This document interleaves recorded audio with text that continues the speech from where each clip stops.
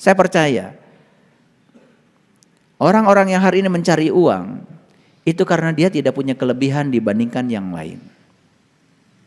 Dan semua orang yang hari ini punya kelebihan dan keunggulan dibanding yang lain dicari uang. Bedanya sedikit kok. Yang satu mencari uang, yang satu dicari uang. Pilih mana? Tuh, pengennya sih dicari uang. Kalian tuh kalau ngejawab pinter. Tetapi begitu diajak untuk turun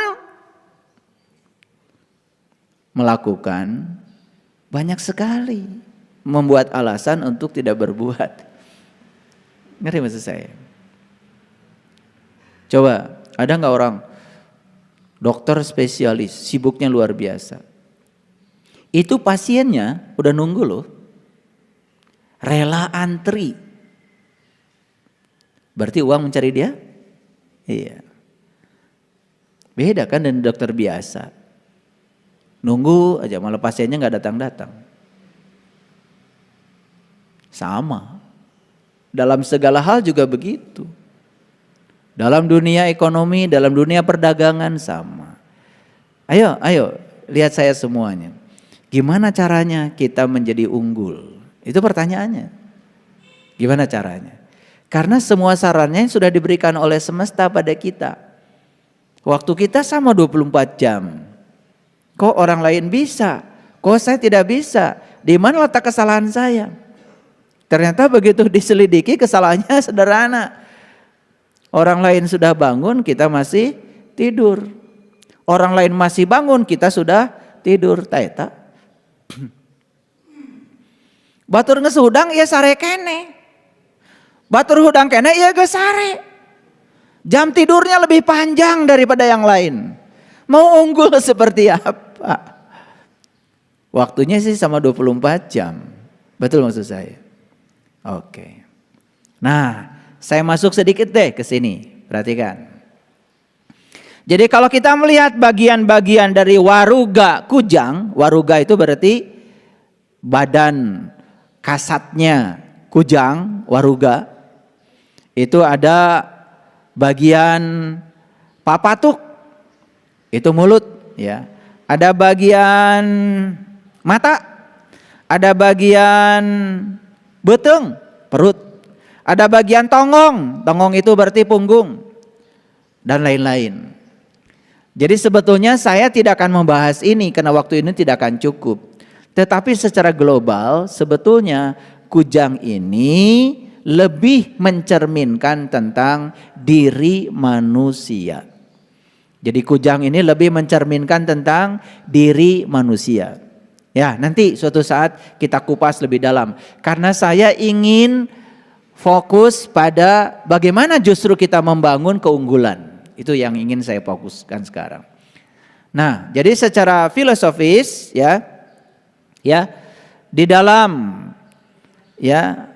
pepatah leluhur kita itu ada namanya sindir, ada yang namanya sampir, ada yang namanya silib, ada yang namanya siloka, ada yang namanya sandi, ada yang namanya simbul, ada yang namanya sasmita. Nah ini kalau saya bahas kukuh karena janji itu baru sindir tuh. Hanya sebagian kecil saja dari falsafah kujang yang begitu dalam. Kalau ini saja kita kupas udah luar biasa, perlu waktu. Betul nggak? Nah, kita lihat aja ya bagian yang terakhir, sasmita. Ka, ja, nga. Ka itu artinya tenaga, ja itu artinya wujud hurip, ya. Nga itu adalah sene, ya, kawasa. Maka dari itu kujang adalah manifestasi manusia sebagai perwujudan alam semesta yang paling sempurna. Ini yang saya akan ambil saja, tidak semua dibahas. Jadi seperti yang saya sampaikan di awal pertemuan tadi bahwa proses evolusi ada dua. Satu evolusi fisik, yang kedua evolusi spiritual, evolusi kesadaran. Secara fisik manusia ini sudah proses evolusi yang terakhir.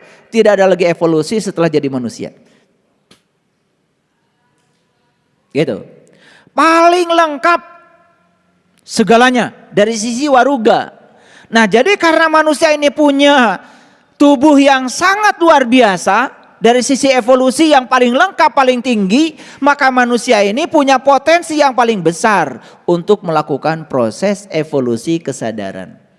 Jadi kalau manusia kesadarannya tidak mau menanjak dibandingkan makhluk yang lain, itu udah keterlaluan aja jadi manusia. Jadi pantas kalau di Quran dikatakan manusia yang punya kolbu tapi tidak digunakan untuk memahami, melihat dan mendengar, maka sama saja dengan binatang. Itu bahasa Quran. Lahum qulub la yafqahuna biha, lahum adzan la yasmauna biha, lahum ayun la yubsiruna biha, ulaika kal an'am bal hum adol. Tuh. Jadi Quran pun menyebut begitu. Karena apa? Dia lebih hina dari binatang karena apa? Sudah dikasih potensi yang luar biasa untuk melakukan proses evolusi kesadaran karena punya waraga, punya waruga, punya tubuh yang sempurna dari sisi evolusi. Kok manusia tidak bisa mencapai itu? Kan keterlaluan. Paham? Oke, mari kita masuk mulai ya. Pertama, saya akan bahas dulu ini. Saya tidak pernah bosan untuk membahas ayat ini. Mari kita lihat dulu Quran surat Al-Baqarah ayat 63 ini. Sebelumnya saya ingin mengingatkan pada kita semua bahwa kujang itu apa tadi? Kukuh karena janji. Berarti teguh pada janji. Terutama janji pada diri kita sendiri. Yang kedua, siapapun yang kukuh karena janji, teguh pada janjinya, maka insya Allah dia punya potensi untuk menjadi maung. Manusia unggul. Makanya kalau sudah jadi manusia unggul, ciri manusia unggul 1, bijaksana. 2, penuh cinta kasih. 3, pemberani. Itu cirinya. Ya. Orang yang sudah bijaksana tidak pernah cemas. Orang yang penuh cinta kasih tidak pernah khawatir. Orang yang pemberani tidak pernah takut. Makanya perhatikan. Pesan leluhur kita dalam kujang. Kujang itu adalah pisau perkakas yang sangat tajam. Nah, tajamnya kujang bukan untuk menyakiti. Tajamnya kujang bukan untuk melukai. Tapi tajamnya kujang itu adalah simbolis bahwa manusia matahari itu cirinya adalah kritis. Tajam berpikirnya. Gitu. Makanya orang tua saya ketika saya tanya, kenapa ngasih nama saya Saiful Karim? Karena Saiful itu kan kujang. Saiful itu pedang. Dan Karim itu mulia. Bapak saya cuma bilang begini sama saya berdoa dulu ketika kamu lahir, semoga kamu nanti kalau sudah besar, sudah dewasa, kata-katamu itu, kata-kata yang keluar dari dirimu itu tajam tetapi mulia. Memuliakan dirimu dan memuliakan banyak orang. Jadi jangan heran ya, kalau banyak yang tersayat-sayat kalau saya bicara, karena itu doa dari bapak saya. Karena nama saya Saiful. Ini ada kaitan dengan kujang nih. Makanya saya punya tanggung jawab besar dengan nama itu. Karena namanya pedang itu harus tajam. Tapi tajam bukan untuk menyakiti. Tajam untuk kritis. Agar pisau analisis saya ini tajam. Pisau analisisnya tajam. Kritis, cerdas. Kalau dalam bahasa filsafat, orang yang berpikir dalam dan tajam itu disebutnya radix. Radix itu akar. Kalau berpikir itu sampai ke akar-akarnya seperti air di danau. Makanya orang bodoh kalau berpikir seperti air terjun, ya, ewuh pakai wuh. Air terjun coba. Kalau ada air terjun kan nggak kelihatan dasarnya, ya, gemuruh. Tapi kalau air di danau itu adalah jernih, dasarnya kelihatan. Nah, itu yang disebut dengan berpikir radix. Radix itu akar dari bahasa Yunani. Tapi sekarang kok jadi ada yang namanya radikalisme. Sebenarnya kurang tepat kalau radikalisme itu dikaitkan dengan orang yang melakukan tindakan kejahatan atas nama agama dan Tuhan. Kurang tepat. Sebetulnya orang-orang yang melakukan kejahatan atas nama agama dan Tuhan itu karena nggak paham agama. Bukan berpikir dalam tentang agama. Kalau berpikir dalam tentang agama, harusnya ketemu esensi agama, harusnya penuh cinta kasih. Ya ini mungkin harus diperbaiki ya bahasa itu. Karena kata radikalisme sekarang dikaitkan dengan terorisme. Padahal radik sendiri bahasa Latin loh, itu artinya akar. Berpikir sampai ke akar-akarnya, berarti berpikir sampai ke dalam-dalamnya. Orang yang ngerti esensi agama gak mungkin melakukan tindakan jahat pada orang lain atas nama agama. Itu, ini kritik sedikit ya supaya juga kita sadar. Ya, baik. Lihat ayat ini. Coba baca perlahan ayat ini. Dan ingatlah ketika kami mengambil janji dari kamu, kami angkat kesadaran. Pegang teguh apa yang kami pertunjukkan kepadamu dan ingatlah selalu apa yang di dalamnya agar kamu bertakwa. Jadi ayat ini cerita apa?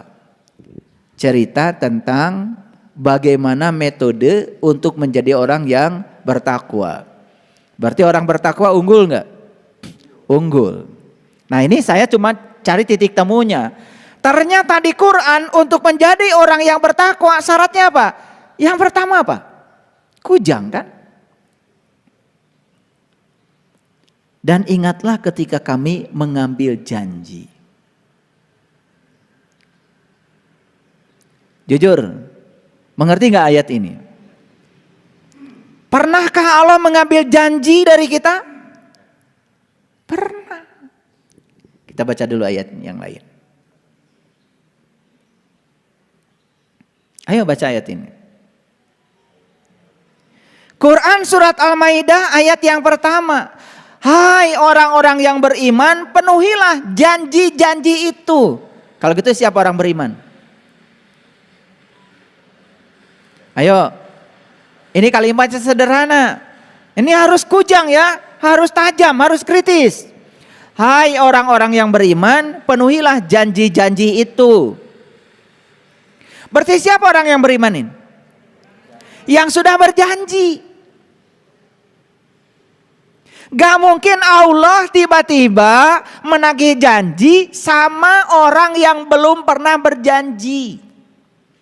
Makanya di Quran dikatakan, ya ayyuhallazina amanu aufu bil uqud. Hai orang-orang yang beriman, penuhilah janji-janjimu. Jadi siapa orang yang beriman? Yang sudah berjanji. Pertanyaan saya satu, kalian sudah berjanji apa belum? Kalau sudah berjanji, ya sudah masuk kategori orang beriman dihaikan. Ini yang belum janji, tiba-tiba ngaku beriman, boleh? Ya boleh, namanya juga ngaku. Tetapi tidak dihaikan di ayat ini. Karena ayat ini hanya menghaikan orang-orang yang sudah berjanji. Orang yang sudah berjanji oleh Allah dimintai komitmennya pada janjinya. Kujang bukan itu. Kujang bukan itu. Jadi kaitan kujang di sini tidak saya bahas secara detail tentang falsafahnya, tetapi saya mengambil sindirnya saja. Ini saja waktunya bisa sampai 2 jam ini.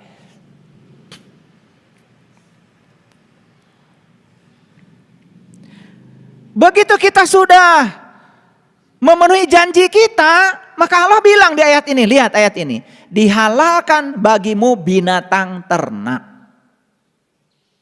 Ini bahasa Quran, bahasa simbolik, mutasyabihat. Binatang ternak berarti binatang yang diurus, binatang yang dipelihara. Menuju kemana ini? Sebetulnya menuju kepada diri. Menuju pada kujang sebagai manifestasi dari diri. Nih, makanya kujang itu kan lambang spiritual juga. Di samping itu juga lambang harkat dan martabat. Makanya leluhur kita sering ada upacara membersihkan kujang. Nah, sebetulnya itu simbolik saja. Artinya kita harus membersihkan diri. Nih kujang yang sebenarnya ya, membersihkan diri. Jadi mana binatang ternak? Binatang ternak itu sebetulnya mengacu kepada diri. Ayo, tadi pagi diapain nih? Dimandikan. Kasih sabun. Kasih sabun. Gosok gigi. Betul? Kasih wangi-wangian. Dipulas. Kasih merah-merah. Macem-macem. Betul enggak? Kasih baju yang paling bagus. Betul? Nih binatang ternak. Nah, jadi sebetulnya binatang ternak itu waruga yang digunakan leluhur kita untuk mencapai tadi alam-alam yang tinggi. Itulah kendaraan yang terhebat, itulah tubuh kita. Nih kujang nih. Makanya ya, di ayat ini dikatakan dihalalkan bagi binatang ternak kecuali yang akan dibacakan kepadamu. Apa itu? Janganlah kau menghalalkan berburu ketika kamu sedang berhaji. Lihat saya semuanya. Ayat ini baru saja bicara tentang hai orang-orang yang beriman, penuhilah janji-janjimu. Apa sih janjinya orang beriman itu?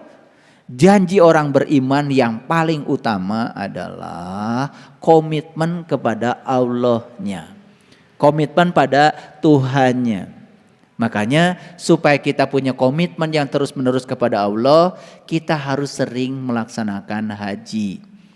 Apa sih haji itu? Berkunjung ke Baitullah. Di mana Baitullah? Allah bilang, langit dan bumi tidak akan cukup menampung zatku, tapi kalbunya orang yang beriman, itulah rumahku. Jadi pergi ke sana. Ya sekarang juga sudah dibatasi kalau pergi ke Mekah. Yang sudah jangan dulu karena kuotanya habis. Betul nggak? Iya. Yang belum boleh kalau punya uang, itu pun kalau ada kuota. Tapi haji secara hakikat berkunjung ke Baitullah yang sejati. Kalbu kita tidak usah nunggu kuota. Gak pakai ongkos. Asal tahu caranya, tahu metodenya, kalian bisa berkunjung ke rumah Allah yang sebenarnya. Di mana itu kata Allah tadi? Langit dan bumi tidak akan cukup menampung zatku, tapi kalbunya orang yang beriman, itulah rumahku. Allah sudah menunggu sekarang di rumahnya. Tinggal kita buka pintunya, tahu kuncinya, masuklah ke dalam diri. Tapi syaratnya satu kata Allah. Kalau kamu sedang haji, berkunjung ke rumahku, tolong jangan berburu. Berburu artinya jangan ngatur-ngatur Allah. Kan gak sopan. Kita ini tamu berkunjung ke rumah Allah. Sampai di rumah Allah ngatur-ngatur yang punya rumah. Ngatur-ngatur tuan rumah, gak sopan itu namanya. Paham maksud saya? Udah, kalau sudah masuk rumahnya Allah, berserah diri saja kepada Allah. Terserah Allah, gitu aja kok. Paham maksudnya? Ya, gitu. Sesungguhnya Allah menetapkan hukum-hukum menurut yang dikehendakinya. Allah itu menetapkan hukum-hukum menurut cinta kasihnya. Percaya sama Allah. Yang datang pada kamu, yang kamu inginkan atau yang tidak kamu inginkan, tugasmu cuma satu. Memberi makna agar itu bernilai positif. Itu aja. Memberi makna agar itu bernilai positif. Itulah pentingnya ngaji. Baik, kita turun dulu ke sini. Jadi udah dapat kesimpulan sekarang. Orang beriman itu siapa? Yang sudah berjanji. Jadi sebelum kita itu beriman, makanya kita harus berjanji dulu. Nah, janji itu di zaman Rasulullah diucapkan di depan Rasul.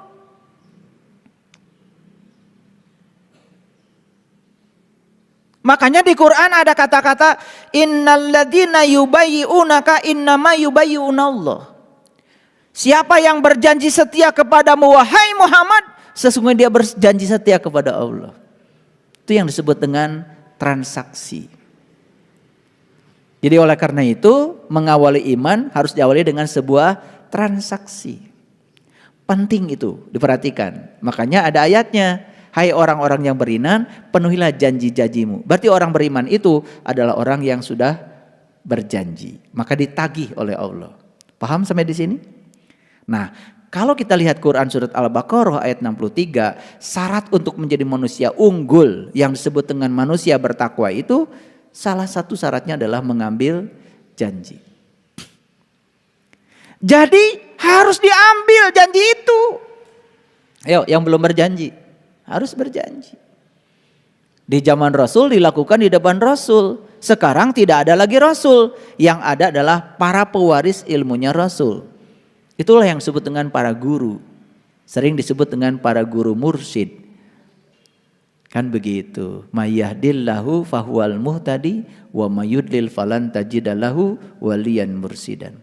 Barang siapa yang dikehendaki Allah untuk mendapatkan petunjuk, pasti akan bertemu dengan seorang waliyan mursidan. Pasti itu. Lihat ayat selanjutnya. Begitu sudah mengambil janji, berarti sudah transaksi dengan Allah, maka selanjutnya kami angkat kesadaran. Diangkat kesadarannya. Begitu diangkat kesadarannya sampai pada puncaknya kesadaran, maka Allah akan mempertunjukkan sesuatu kepada kita sebagai bentuk pengalaman spiritual. Disitulah sebetulnya matahari rohani dipertunjukkan. Disitulah bubui bulan, disitulah sangrai bentang, disitulah matahari disasate. Maka tugasmu berikutnya adalah pegang teguh apa yang Allah pertunjukkan. Bahkan tidak berhenti sampai di situ. Ingat apa yang ada di dalamnya. Ingat yang Allah pertunjukkan di kesadaranmu itu. La'allakum tattaqun, maka kau akan jadi orang yang bertakwa. Jadi Quran surat Al-Baqarah mengisyaratkan kepada kita untuk menjadi manusia unggul, awalilah dengan kujang. Hebat gak? Ketemu gak titik temunya? Oke.